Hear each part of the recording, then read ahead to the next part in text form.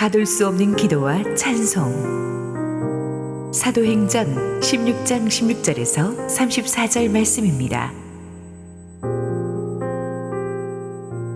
우리가 기도하는 곳에 가다가 점치는 귀신 들린 여종 하나를 만나니 점으로 그 주인들에게 큰 이익을 주는 자라. 그가 바울과 우리를 따라와 소리 질러 이르되 이 사람들은 지극히 높은 하나님의 종으로서 구원의 길을 너희에게 전하는 자라 하며 이같이 여러 날을 하는지라. 바울이 심히 괴로워하여 돌이켜 그 귀신에게 이르되 예수 그리스도 이름으로 내가 내게 명하노니 그에게서 나오라 하니 귀신이 즉시 나오니라. 여종의 주인들은 자기 수익의 소망이 끊어진 것을 보고 바울과 실라를 붙잡아 장터로 관리들에게 끌어갔다가 상관들 앞에 데리고 가서 말하되 이 사람들이 유대인인데 우리 성을 심히 요란하게 하여 로마 사람인 우리가 받지도 못하고 행하지도 못할 풍속을 전한다 하거늘 무리가 일제히 일어나 고발하니 상관들이 옷을 찢어 벗기고 매로 칠하여 많이 친 후에 옥에 가두고 간수에게 명하여 든든히 지키라 하니 그가 이러한 명령을 받아 그들을 깊은 옥에 가두고 그 발을 착고에 든든히 채웠더니 한밤중에 바울과 실라가 기도하고 하나님을 찬송하며 죄수들이 듣더라. 이에 갑자기 큰 지진이 나서 옥터가 움직이고 문이 곧 다 열리며 모든 사람의 매인 것이 다 벗어진지라. 간수가 자다가 깨어 옥문들이 열린 것을 보고 죄수들이 도망한 줄 생각하고 칼을 빼어 자결하려 하거늘 바울이 크게 소리질러 이르되 내 몸을 상하지 말라. 우리가 다 여기 있노라 하니 간수가 등불을 달라고 하며 뛰어들어가 무서워 떨며 바울과 실라 앞에 엎드리고 그들을 데리고 나가 이르되 선생들이여 내가 어떻게 하여야 구원을 받으리이까 하거늘 이르되 주 예수를 믿으라. 그리하면 너와 네 집이 구원을 받으리라 하고 주의 말씀을 그 사람과 그 집에 있는 모든 사람에게 전하더라.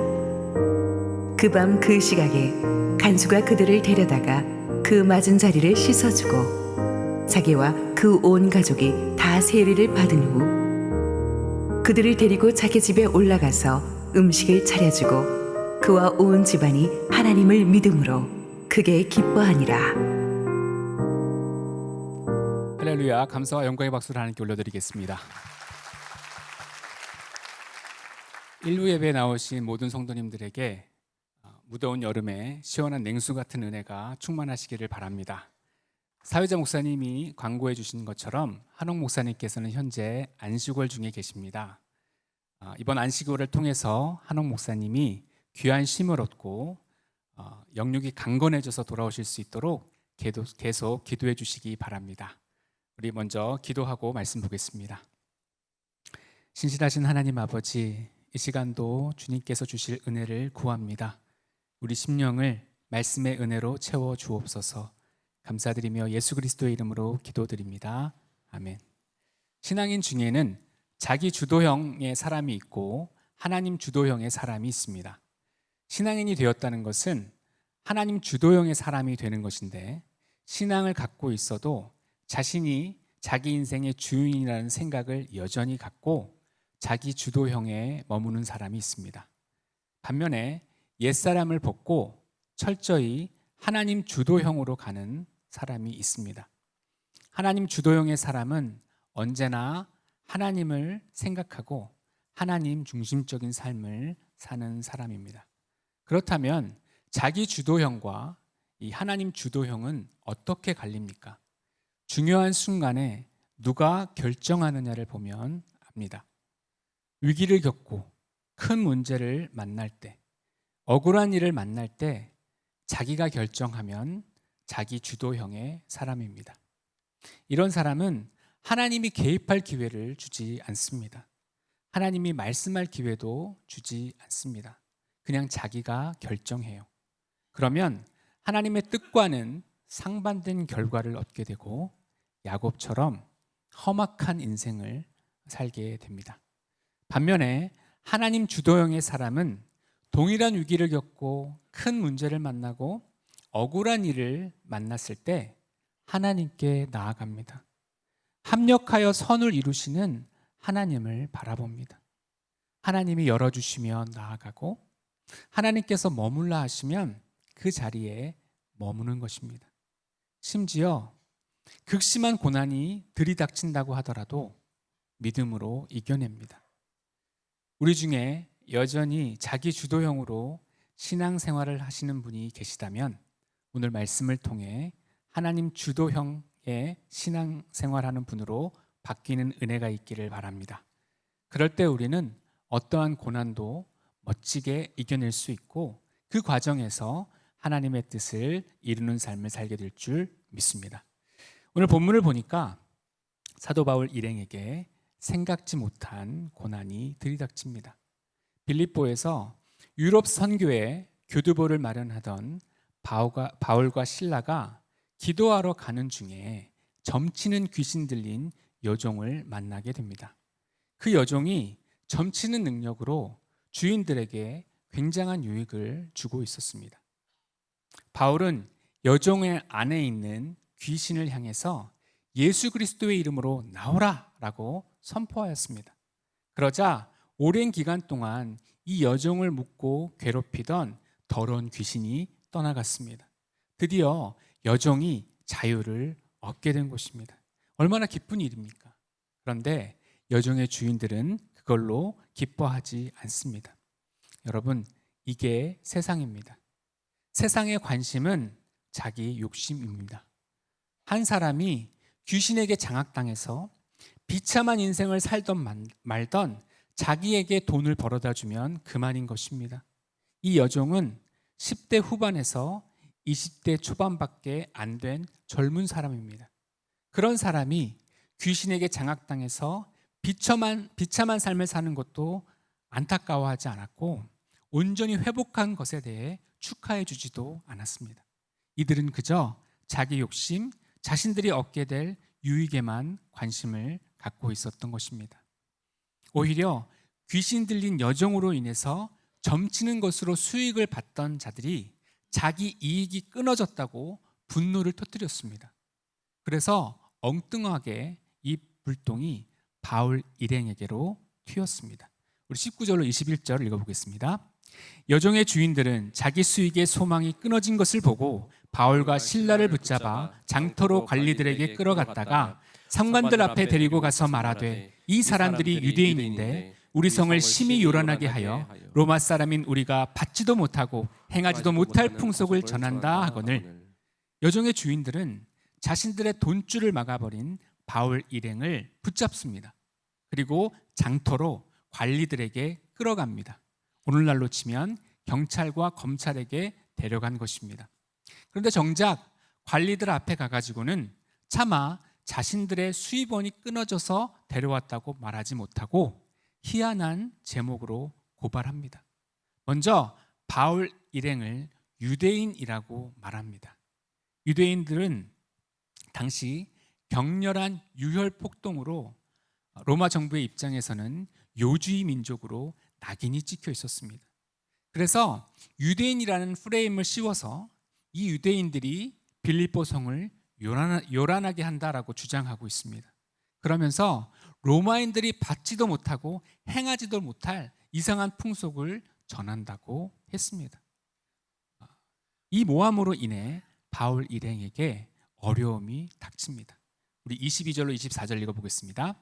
무리가 일제히 일어나 고발하니 상관들이 옷을 찢어 벗기고 매로치라 하여 많이 친 후에 옥에 가두고 간수에게 명하여 든든히 지키라 하니 그가 이러한 명령을 받아 그들을 깊은 옥에 가두고 그 발을 착고에 든든히 채웠더니, 보통 원고가 고발을 하면 피고의 이야기도 들어보고 그 다음에 종합적인 판단을 해야 되는데 여기서는 그러지 않았습니다.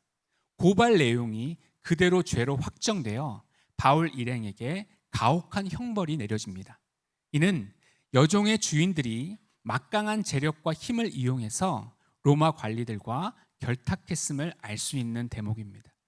고발을 받은 상관들이 명령을 내립니다. 옷을 찢어 벗기고 매로 치라. 옷을 찢는다는 건 수치를 준다는 것을 의미합니다. 그리고 매로 친다라고 하는 것은 단순히 몇 대 때린 것이 아닙니다. 로마의 채찍질은 아주 무섭고 잔인합니다. 채찍 끝에다가 이 날카로운 동물의 뼈를 매달았기 때문에 한번 채찍질에 맞으면 살점이 떨어져 나가는 고통이 밀려옵니다. 그리고 매치는 전문가가 따로 있습니다. 그들은 가장 효과적으로 그리고 가장 아프게 매질을 했습니다. 여기서 많이 친 후에 옥에 가둔 것은 하도 맞아서 기절한 상태로 감옥에 갇힌 것을 뜻합니다. 그런데 여기 보니까 깊은 옥에 가두었다라고 되어 있습니다. 당시에 로마의 감옥은 3층 구조로 되어 있습니다. 지상층 1개와 지하층 2개로 이루어져 있어요. 지상의 외옥은 경범죄를 저지른 죄수가 갇히는 곳이고, 지하 1층의 내옥은 죄질이나 무게가 경범죄보다는 중한 사람들이 보내지는 곳입니다. 오늘 바울과 실라가 갇힌 깊은 감옥은 지하 2층에 해당되며 대부분 중범죄자, 즉 무기수나 사형수가 갇힌 감옥입니다. 어쩌면 다시는 살아서 나갈 수 없는 감옥에 갇힌 것입니다. 게다가 바울과 실라는 감옥 안에서 착고에 든든히 채워졌습니다. 착고란 구멍 뚫린 나무를 말합니다. 2개의 구멍에 다리를 집어넣게 하고 고정시켜서 결박한 것입니다. 자, 이때 자기 주도형의 신앙인은 어떻게 반응하겠습니까? Why? 왜를 묻게 됩니다. 왜 나에게 이런 시련이 일어나는 거지? 원래는 소아시아로 가고 싶었는데 소아시아로 갔으면 이런 고통을 당하지 않았을 것이 아닐까? 왜 하나님은 빌립보로 인도하셔서 실신하도록 맞아서 고통하게 하시고 깊은 옥에 있게 하시는 것인가? 이렇게 why, 왜를 물으면 원망이 나오게 됩니다. 불평이 나오게 되는 것입니다. 여러분, 하나님께서 제일 싫어하는 것이 무엇인지 아십니까? 물론 첫 번째는 교만입니다. 그런데 교만 다음으로 싫어하는 것이 원망과 불평입니다. 원망하고 불평한 이스라엘 백성들이 40년의 광야 생활 속에서 모두 다 죽었다는 사실을 잊지 마시기 바랍니다. 그러니까 고난 속에서 why, 왜를 묻게 되면 원망과 불평으로 가게 되어 있습니다. 그리고 자기 주도형의 신앙인이 고난을 만나면 how, 어떻게를 묻습니다. 고난을 벗어나는 것이 유일한 목적이기 때문입니다. 그래서 인간적인 방법을 찾게 됩니다. 그러다 보니 하나님께서 중요하게 생각하시는 사람을 살피는 일이라든가 그 자리를 견디는 인내의 가치는 소홀히 여기게 되는 것입니다. 사랑하는 여러분, 우리 하나님은 최악의 상황에서도 최선을 이끌어내시는 분이십니다. 하나님의 선하신 목적은 반드시 이루어진다는 걸 우리는 믿고 신뢰해야 합니다. 내 인생이 감옥에 갇히고 내 발에 착고가 채워졌을 때는 우리 인생을 한번 점검해 봐야 하는 시간입니다.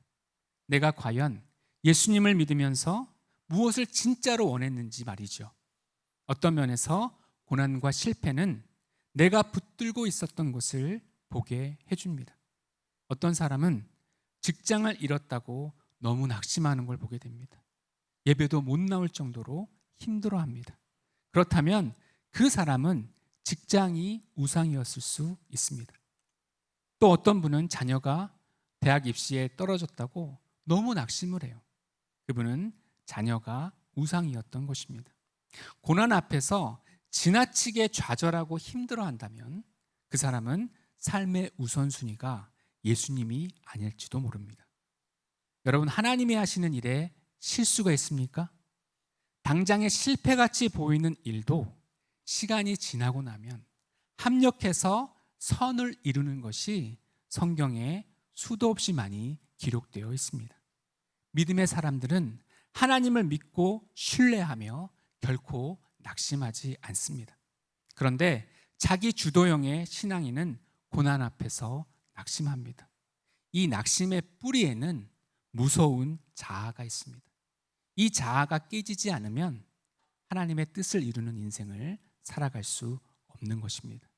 반면에 하나님 주도형의 신앙인은 다르게 반응합니다.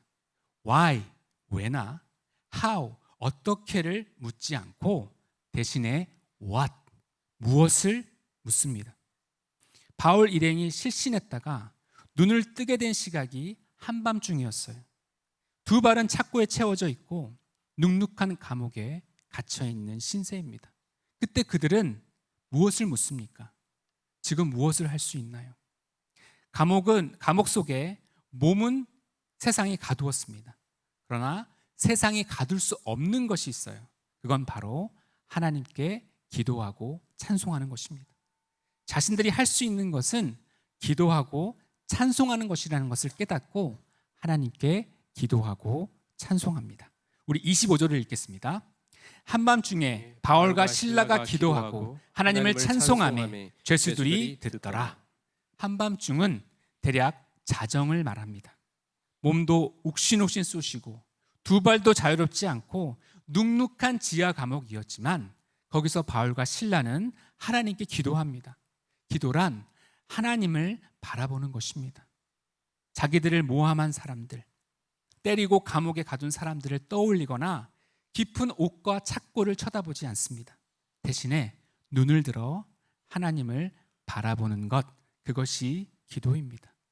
빌립보에 처음 도착했을 때도 바울 일행은 기도할 곳을 찾았다가 자주 옥감 장사 루디아를 만났습니다.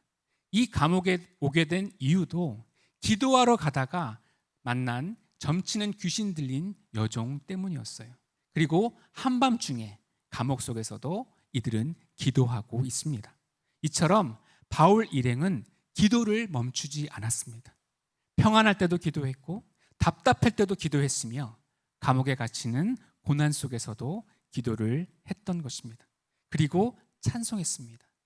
여기서 찬송은 영어 성경으로 보니까 힘, H-Y-M-N, 힘으로 되어 있는데 이것은 오직 하나님께 감사와 기쁨의 감정을 담아 그분을 높이는 노래를 하는 것입니다. 그런데 사도 바울의 기도가 어느 순간에 찬송으로 바뀌게 됩니다. 하나님의 은혜가 생각나서 하나님을 높이는 찬양을 드렸던 것입니다. 여러분, 성경에는 복 중에 최고의 복을 우리에게 말해줍니다. 바로 팔복이죠. 특별히 이 팔복의 8번째 복이 무엇입니까? 마태복음 5장 10절로 12절 읽어보겠습니다. 의를 위하여 박해를 받은 자는 복이 있나니 천국이 그들의 것임이라. 나로 말미암아 너희를 욕하고 박해하고 거짓으로 너희를 거스리려 모든 악한 말을 할 때에는 너희에게 복이 있나니 기뻐하고 즐거워하라. 하늘에서 너희의 상이 큼이라. 너희 전에 있던 선지자들도 이같이 박해하였느니라. 아멘. 사도 바울이 억울하게 매맞고 감옥에 갇힌 것은 무엇 때문이었습니까? 바로 예수님 때문이었어요. 점치는 귀신에게 눌려있는 영혼을 자유케 하며 사람들에게 예수님을 증거했기 때문이었습니다. 그래서 팔복의 이 말씀이 생각났을 것입니다. 나 같은 죄인이 그리스도를 위해 박해를 받다니 이 얼마나 감사한 일인가 하는 생각이 든 것입니다. 사실 사도 바울은 예수님을 만나기 전에 핍박자요 박해자였습니다. 스데반의 순교 현장에서 돌로 치는 무리들을 위해 옷을 맡아준 사람이었습니다. 그걸로도 성이 차지 않아서 대제사장에게 가서 공문을 받아서 이 크리스찬들을 잡아 죽이려고 다메섹으로 올라가던 사람이었습니다. 다메섹 도상에서 예수님이 나타나서 바울에게 뭐라고 하셨습니까? 사울아 사울아 어찌하여 네가 나를 박해하느냐? 주여 누구십니까? 나는 네가 핍박하는 예수다. 바울은 예수님 믿는 자들을 박해함으로써 예수님을 박해하던 인생이었습니다. 그런데 예수님을 만나 사도로 부르심을 받았고 박해자가 변하여 예수님을 위해 박해받는 자로 바뀌게 된 것입니다. 여기 성경에 너희를 욕하고 박해하고 거짓으로 너희를 거슬러 모든 악한 말을 할 때에는 복이 있다라고 하셨는데 이것이 바울이 지금 당한 박해였습니다. 감격이 넘치는 거죠. 바울은 하나님께서 자신에게 베푸신 은혜를 떠올립니다. 박해자를 변화시켜서 예수를 위해 박해받는 자로 만드신 그 은혜를 떠올리게 되는 것이죠.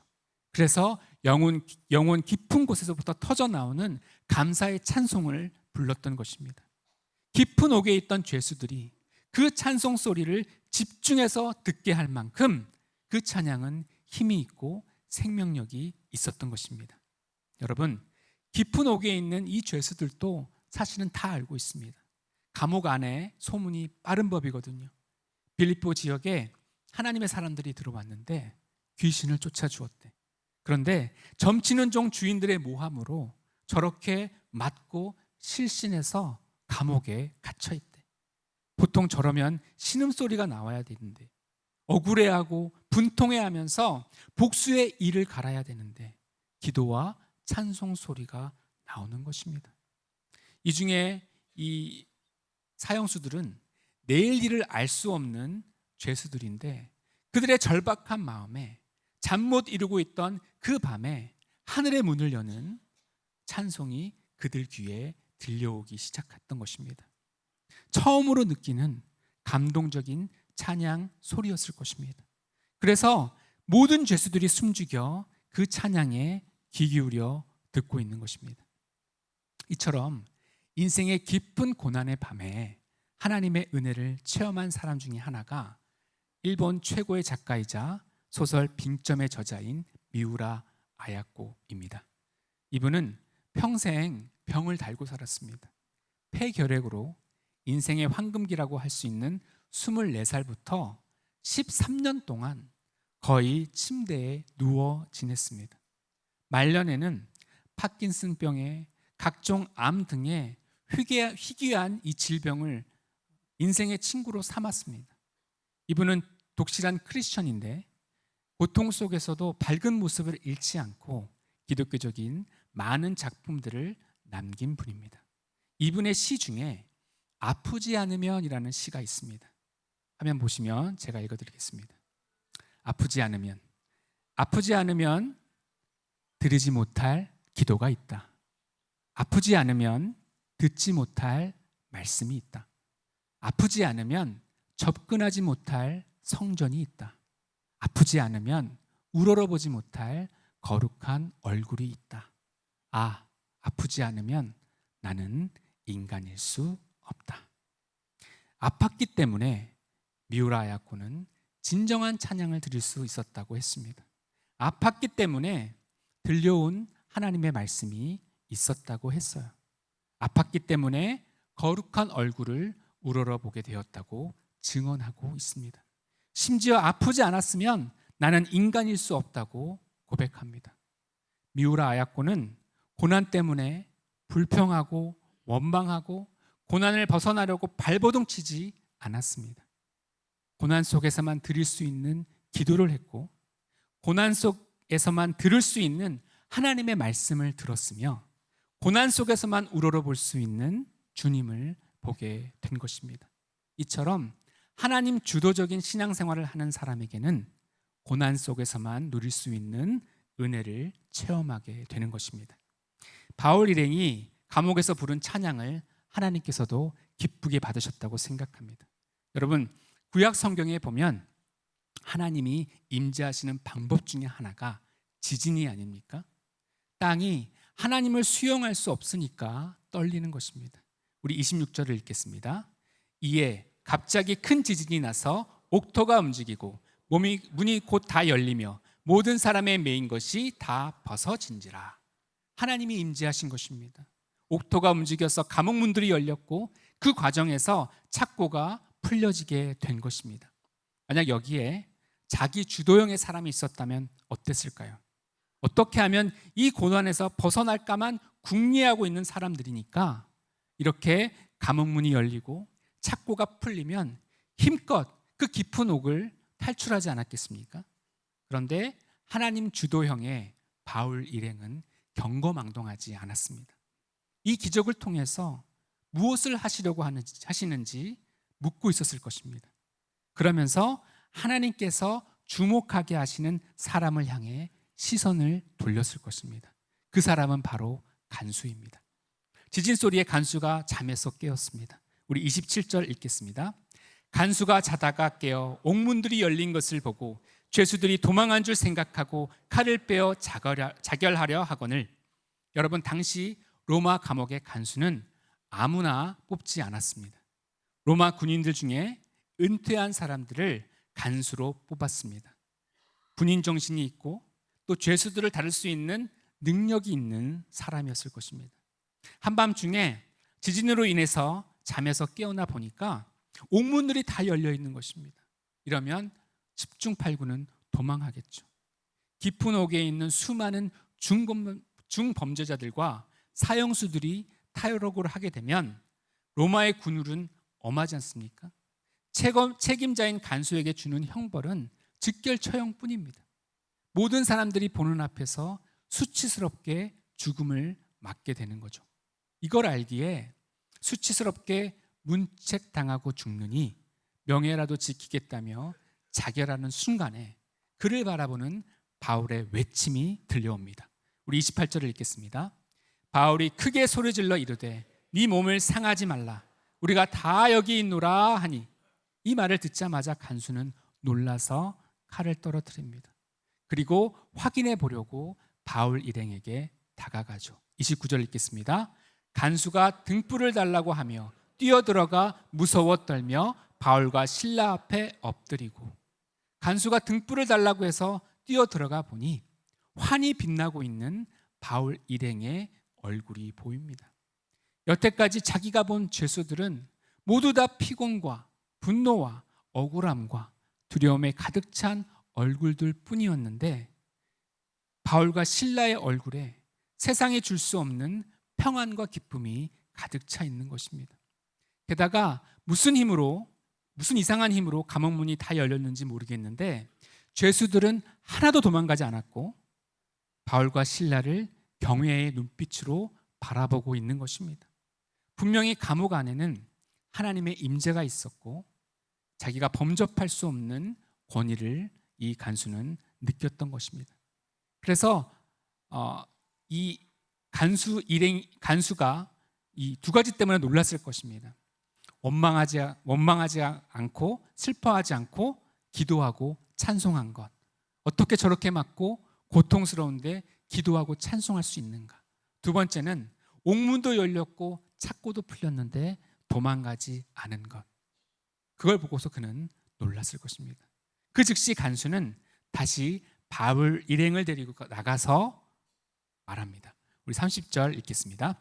그들을 데리고 나가 이르되 선생들이여 내가 어떻게 하여야 구원을 받으리까 하거늘. 바울 일행을 향해 선생들이라고 부릅니다. 언어적으로는 주님으로 되어 있습니다. 최고의 존경의 표시를 바울 일행에게 보여준 것입니다. 어떻게 하면 구원을 얻을 수 있는지를 물어보고 있어요. 여기서 우리는 간수와 죄수 사이에 세 가지 역전 현상이 일어나는 것을 볼 수 있습니다.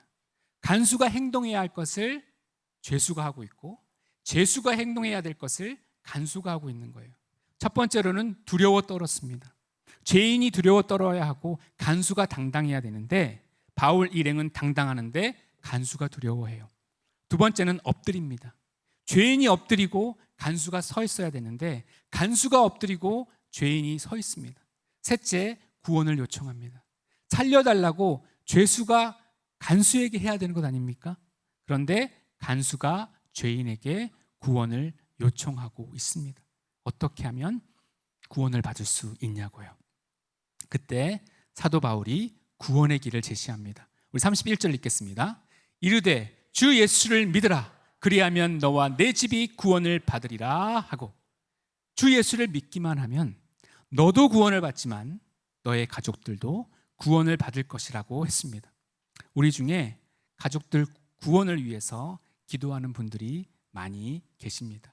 이 말씀에 따르면 여러분이 예수를 믿는다면 여러분의 가족들을 모두 구원해 주실 것입니다. 여러분을 구원의 도구로 사용하시고 여러분의 쌓인 기도를 들으시고 여러분의 가족들에게 믿음을 선물로 주실 것입니다. 32절을 읽겠습니다. 주의 말씀을 그 사람과 그 집에 있는 모든 사람에게 전하더라. 주 예수를 믿으라고 선포한 것은 프리칭, 설교한 것이라고 볼 수 있고요. 그 다음에 간수의 집에 가서 간수와 간수의 가족들과 또 간수의 종들까지 모든 사람들에게 주의 말씀을 자세히 가르쳐 준 것, 이것은 티칭이라고 할 수가 있죠. 그래서 간수 집안 모든 사람들은 활짝 열린 마음으로 바울이 전해진 복음을 그대로 믿고 받아들이게 됩니다. 그리고 예수님을 믿기로 온 가족이 결단을 하게 됩니다. 그런데 바울 일행을 보니까 맞은 자리가 눈에 거슬려요.